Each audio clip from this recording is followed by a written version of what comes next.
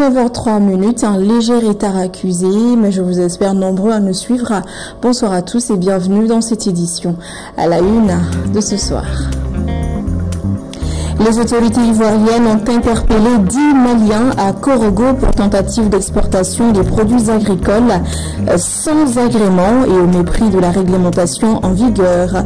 Une situation qui risque d'envenimer la situation entre le Mali et la Côte d'Ivoire. Les détails à suivre dans cette édition. La population malienne reste confrontée à la hausse du prix des céréales, et ce malgré la fin récente de la campagne agricole.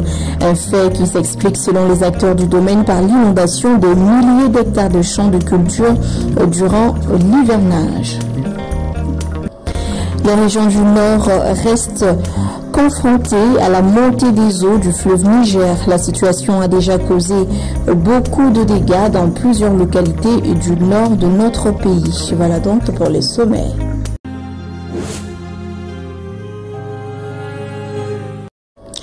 Bienvenue si vous nous rejoignez. Comme annoncé, la rencontre ministérielle de la Confédération des États du Sahel s'est tenue ce jeudi 16 janvier 2025 dans un hôtel de Bamako. L'objectif de cette rencontre était de concrétiser les visions des chefs d'État des 3 pays membres de la Confédération des États du Sahel. Lors de cette réunion, ministres et experts ont échangé sur l'opérationnalisation des actions prioritaires du pilier de développement. Plusieurs mesures ont été retenues, notamment la création d'une banque confédérale pour l'investissement et le développement ainsi qu'une centrale d'achat pour les produits de première nécessité. Le compte rendu est signé Amadou Diarra, Zakaria Omar Keïta. Cette rencontre ministérielle fait suite à celle des experts, qui avait pour but d'échanger sur l'opérationnalisation des actions prioritaires du pilier de développement. La rencontre a mis en avant des actions prioritaires pour mutualiser les efforts afin d'impulser le développement au sein de la Confédération de l'AES et d'améliorer le bien-être des populations. Les ministres ont examiné et adopté le rapport de la réunion des experts. Sur la création de la Banque régionale d'investissement, les ministres ont convenu d'assurer l'exécution à bonne date du calendrier validé relatif à la création et à l'opérationnalisation de la banque, d'affecter une partie du prélèvement confédéral à la consolidation des ressources de la banque. Sur le prélèvement confédéral PCAES, les ministres ont retenu d'appliquer un taux de 0,5% au titre du PCAES sur toutes les importations venant des pays tiers hors espace AES, à l'exception de ceux de l'UOMOA. De faire adopter l'acte instituant le PCAES au plus tard le 29 janvier 2025 en rapport avec les ministres des Affaires étrangères des 3 États. Sur la libre circulation des personnes et des biens dans l'espace AES, les ministres ont examiné et approuvé le projet de protocole additionnel instituant un document de voyage de la Confédération des États du Sahel, dénommé e-passeport AES, examiné et approuvé le projet de protocole additionnel instituant un document d'identité nommé carte d'identité AES, sur les projets intégrateurs pour renforcer les infrastructures de transport et assurer la sécurité énergétique des pays de la Confédération ainsi que la souveraineté alimentaire, les ministres ont adopté la feuille de route et les documents techniques pour la mise en œuvre du projet de chemin de fer, instruit les experts des États à finaliser la feuille de route sur l'opérationnalisation de la compagnie aérienne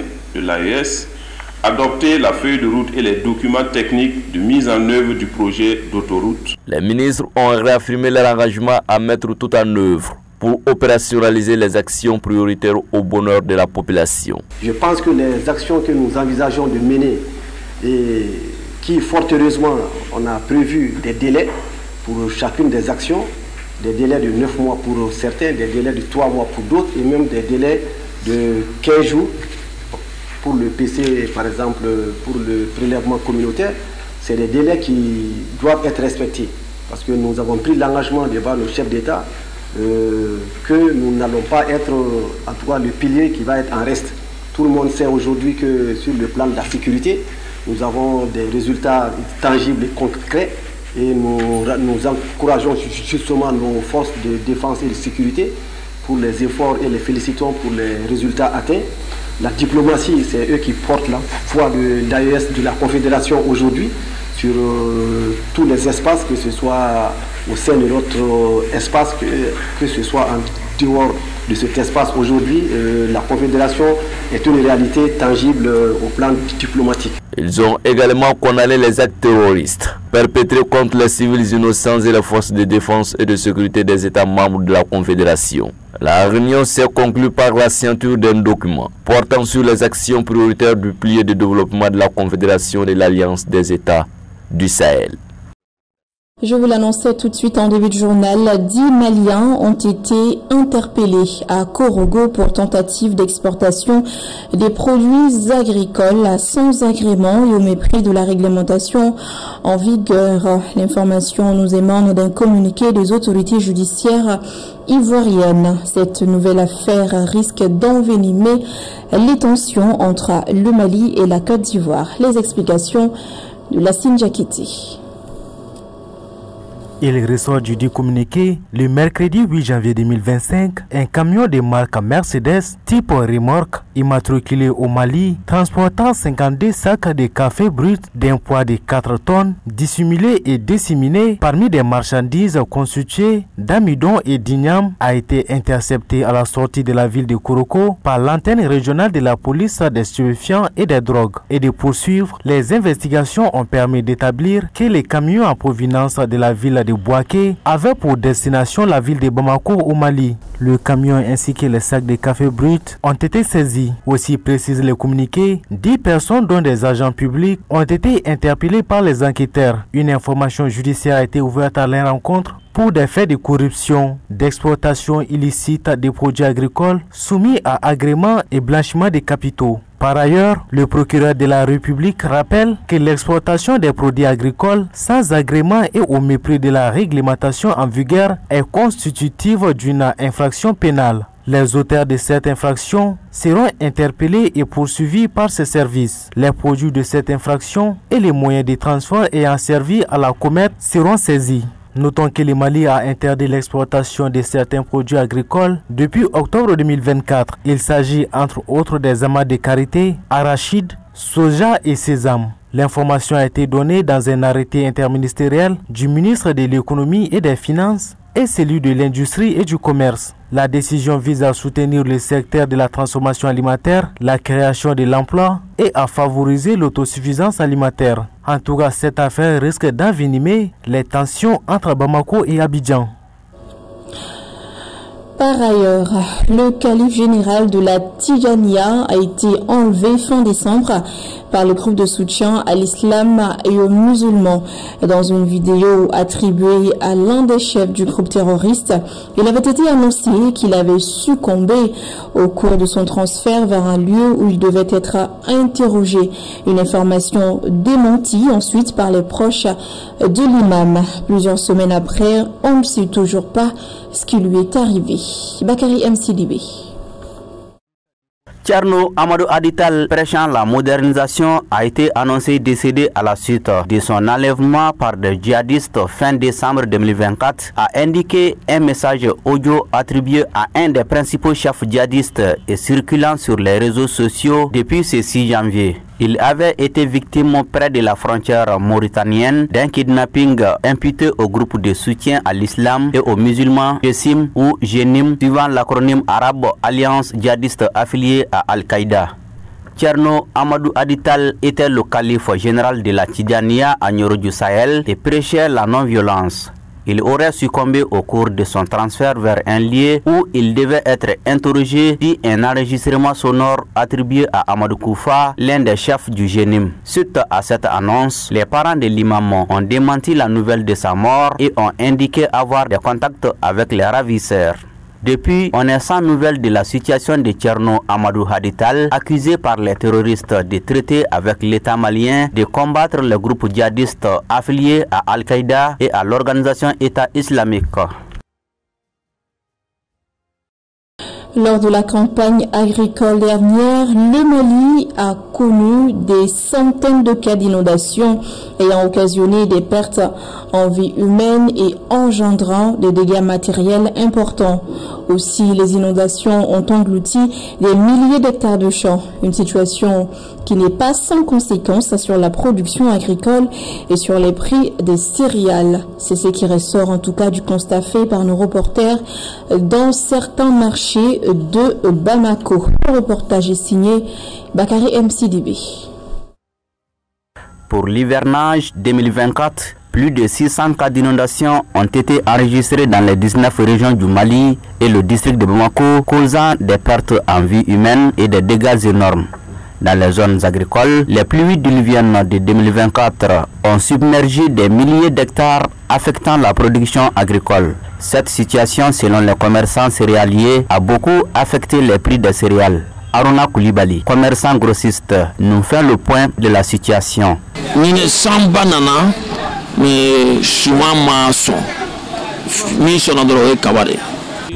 En raison des inondations cette année, la production agricole n'a pas été bonne et cela répercute sur nos achats de céréales dans les milieux ruraux. C'est un phénomène naturel, on ne peut rien contre.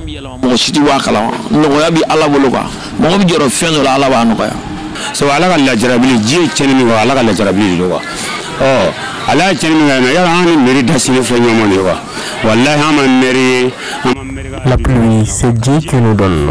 Mon magasin fait face à la mairie ici. J'ai perdu environ 500 sacs de céréales à cause de la pluie de cette année.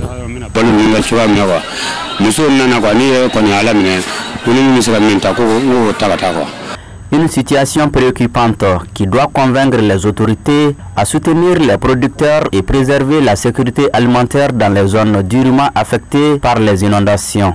Tout comme les vendeurs de céréales dans les différents marchés que nous avons visités, les clients eux aussi dénoncent l'augmentation des prix des céréales, ce qui n'était pas habituel en ces périodes de l'année.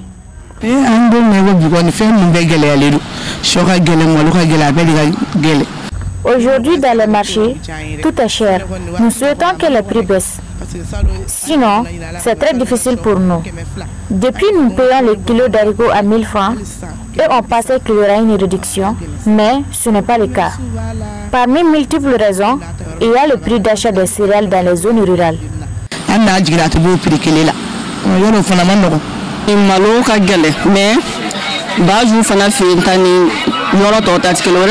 Dans plusieurs lieux de vente, les prix ont grimpé. Mais ici, nous constatons une faible réduction. C'est pourquoi nous venons ici. Même si les prix des céréales connaissent une nette augmentation, les acteurs du domaine sont conscients de la nécessité d'approvisionner les marchés malgré leurs faibles moyens. Nous pouvons dire avec certitude que les fortes inondations impactent notre secteur. Le kilo du riz Gambiaka est de 500 francs, le maïs 500 francs et le sorgho 350 francs et plus. Face à cette situation, nous ne pouvons que nous remettre à Dieu.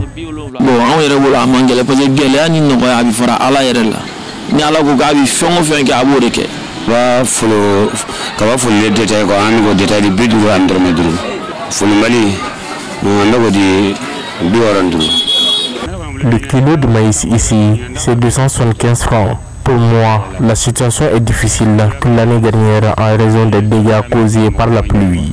À cela s'ajoute également la crise mondiale.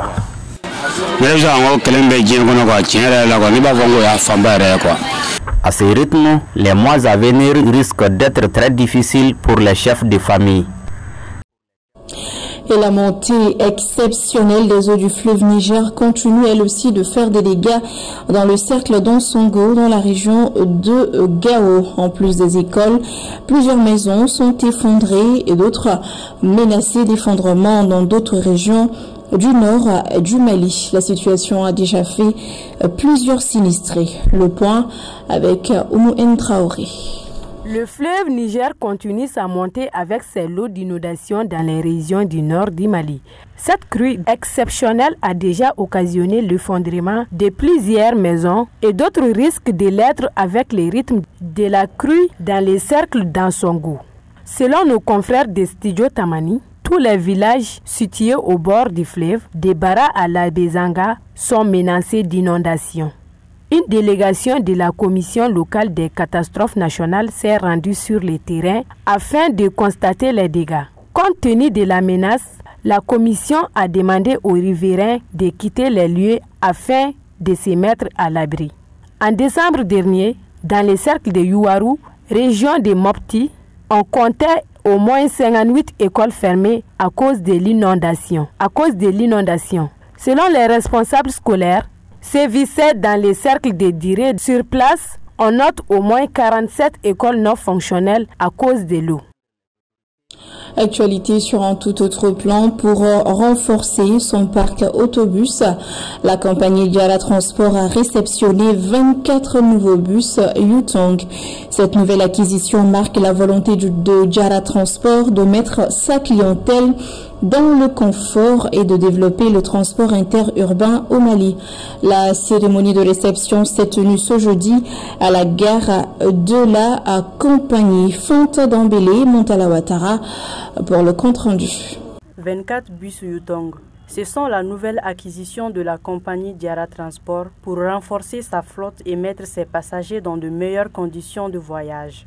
Diara Transport a acquis 24 nouveaux bus en 2025 pour venir renforcer, c'est-à-dire que notre parc automobile. Raison pour laquelle nous avons organisé cette cérémonie cet après-midi pour montrer, c'est-à-dire au peuple malien, notre engagement, c'est-à-dire à rendre les trajets plus agréables à nos concitoyens. Ce matériel est essentiel à notre mission, renforcera notre capacité à servir efficacement notre communauté, pour ne pas dire nos clients. Profitant de cette occasion, la compagnie Diara Transport promet de renforcer les destinations déjà desservies et de s'attaquer à d'autres destinations. Et pour ce faire, l'administration invite les chauffeurs à prendre soin des nouveaux bus. Les destinations acquises déjà, nous allons les renforcer et nous allons voir à la longue, il y a des projets pour l'ouverture d'autres axes et nous allons voir après. Le message que j'ai à l'endroit des chauffeurs, c'est de bien entretenir ces véhicules, de prendre bien soin de ces véhicules comme leur Konyomuso, et pour mieux vraiment servir nos clients et pour que dans les jours à venir, Diara puisse commander encore. Cette fois-ci, c'est 10 douzaines, voire 4 douzaines ou 5 douzaines de bus ensemble. En cette circonstance heureuse, Diara Transport a exprimé sa reconnaissance à la population malienne qui a fortement contribué à son succès. Je tiens à exprimer notre profonde gratitude pour cette collaboration fructueuse. Grâce à votre générosité, nous sommes mieux équipés pour atteindre nos objectifs et améliorer nos services. Cette cérémonie de réception a été mise à profit pour magnifier la dynamique et fructueuse collaboration entre la compagnie Diara Transport et la firme Yutong. De la semaine nationale du Mamala qui se tiendra du 17 au 19 janvier 2025, un atelier a été organisé ce vendredi à Kimpalana par l'association Ensemble pour le Mamala. Cet événement centré sur le thème de la diversité culturelle a rassemblé les autorités locales, les chefs de village, les maires ainsi que les habitants de l'espace Mamala. L'objectif de l'atelier était d'identifier et de mettre en lumière les lieux culturels, les traditions et les arts caractéristiques de cette région riche en histoire et en héritage. Notre envoyé spécial, Lolo Madibati, nous propose ce compte-rendu. Cet atelier s'inscrit dans le cadre d'une série d'initiatives visant à revitaliser le patrimoine culturel mianka et promouvoir la participation de tous les acteurs locaux au développement culturel. Les discussions ont créé un espace d'échange où chaque participant a pu exprimer son avis sur le potentiel culturel du Mamala. L'objectif est de faire rayonner cette recherche culturelle à l'échelle nationale. Le Mamala travaille sur 3 dimensions. L'intégrité, le travail et l'amour du prochain. Et voilà la manière dont nous avons façonné le Mianga de telle sorte qu'avec les autres, il a pu cohabiter. Il y a certaines pratiques qu'il faut garder, rigoureusement garder, parce que ça y va dans l'intérêt même de l'être humain, qui est le Mamala. C'est l'essence même de cette ethnie qui reposait sur la spiritualité. La culture, c'est une économie qui garde sa culture, vraiment garde ses richesses. Comme on l'a dit, c'est ce qui permet à l'homme d'avoir des racines. Un arbre qui n'a pas de racines peut aller facilement par les vents. Donc nous voulons vraiment promouvoir notre culture. Et également, dans la diversité culturelle, garder également la culture des autres qui sont avec nous sur notre espace, l'espace Mamala. Tout en présentant les différentes cultures du Mamala, cet atelier a permis de discuter des traditions ancestrales et de partager des idées novatrices pour valoriser cet héritage. Les autorités locales ont salué cette initiative, soulignant son importance pour le développement culturel des Miankala. C'est la force d'une société, la force d'un groupement, la force d'une société, c'est l'union, le vivre ensemble, accepter l'autre. Parce que tant que tu n'acceptes pas l'autre, tu n'auras pas de force. Parce que tu n'auras que deux mains, tu n'auras que ton propre idée pour faire bouger les choses. Mais si vous réunissez, ça deviendra beaucoup d'idées, ça deviendra beaucoup d'autres choses, beaucoup d'autres forces.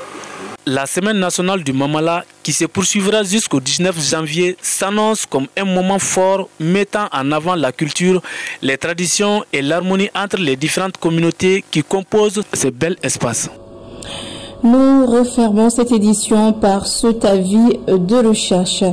Une jeune fille, vous allez la voir apparaître tout à l'heure sur vos écrans. Cette jeune fille nommée Dabi Keita, âgée d'environ 7 ou 8 ans, recherche vivement ses parents. Elle a quitté la maison pour se rendre à la mosquée en quête de l'aumône en compagnie d'autres enfants depuis ce vendredi 13h. Selon elle, son père se nomme Ousmane Keita et sa mère Setou Tounkara. Toute personne ayant reconnu cette jeune fille est priée d'appeler au 73 40 81 82 ou de se rendre au groupe Renouveau. Et voilà, cette édition est terminée. Merci à tous ceux qui ont contribué à sa réalisation. Grand merci à vous également de l'avoir suivi. Prenez bien soin de vous. Très bon week-end et à la semaine prochaine. Bonsoir.